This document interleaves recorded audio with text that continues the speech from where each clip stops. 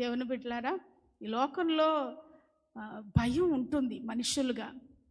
కానీ మనకు ఒక వ్యక్తి ఉన్నారు, మనకు తోడుగా ఉన్న వ్యక్తి ఒక ఆయన ఉన్నారు. ఆయన ఎవరు? మన భయాన్నంతా తొలగించే దేవుడు. ఆ దేవుడు మనతో ఉన్నారు కాబట్టి మనం భయపడకూడదు వేటికి. దేవుని బిడ్డలారా, ఏ భయంతో ఈ ఉదయకాలాన దేవుని సన్నిధికి వచ్చారో దేవుడు చూస్తున్నాడు. ఏ విషయంలో భయపడుతూ వచ్చారో నాకు తెలియదు కదా. ఏ విషయంలో భయపడుతూ ఆన్లైన్లో వాక్యం వింటున్నారో తెలియదు కదా.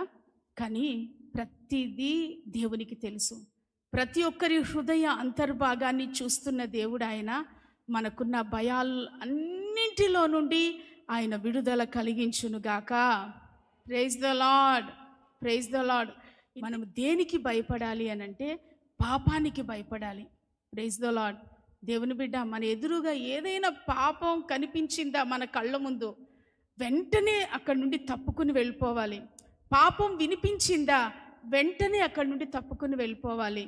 పాపపు క్రియ ఎవరైనా ఆ ఉచ్చులో ఉన్నారా, వెంటనే ఆ పాపాన్ని చూసిన వెంటనే మనం తప్పుకుని బయటికి వెళ్ళిపోవాలి. మనం భయపడవలసిన విషయం ఏంటంటే పాపానికి భయపడాలి.